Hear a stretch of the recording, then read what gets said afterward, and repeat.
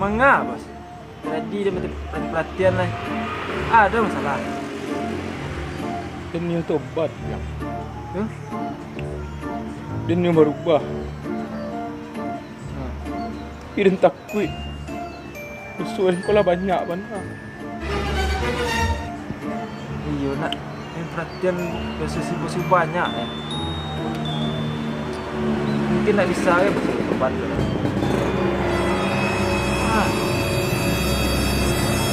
Cak bos jadi model.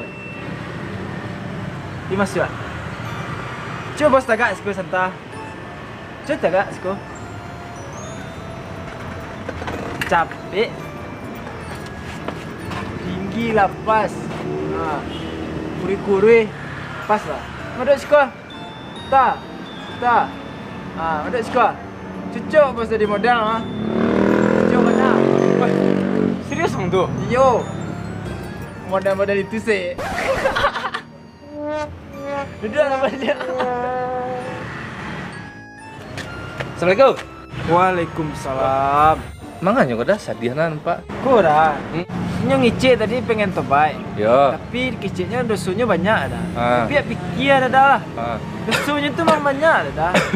Dosu nak kata rimo ke tobai kau dah. Oh ndak dah, salah dah kau cuma gitu dah. Awak pun ndak boleh berputus asa dari rahmat Allah dah. Jadi ada ayatnya tuh. Allah berfirman dalam surat Az-Zumar ayat 60. Hai hamba-hambaku yang melampaui batas, janganlah kamu berputus asa dari rahmat Allah. Sesungguhnya Allah itu Maha Pengasih lagi Maha Penyayang, dan Allah pengampun segala dosa-dosa. Dan adalah di hadis riwayat Tirmizi, Allah tuh mengician jika hamba-hambaku datang kepadaku dengan kesalahan sebesar dunia dan dia tidak menyebutkanku dengan yang lainnya, maka aku akan datang kepadanya dengan ampunan sebesar itu pula. Tuh dulu hadis lain ada dari riwayat Tirmizi juga, Allah akan menerima setiap tobat selama nyawa belum sampai ke kerongkongan. Jadi intinya selama awak masih hidup, awak masih ada kesempatan bertobat. Dan selama awak tidak menyekutukan Allah dengan yang lainnya.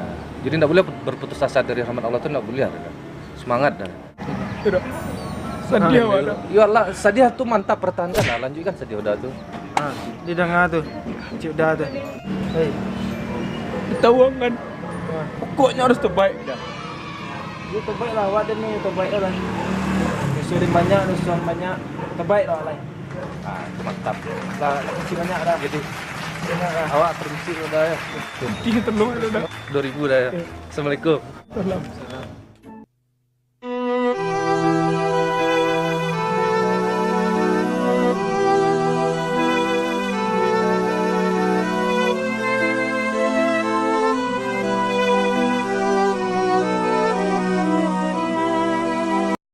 Wait. No bang.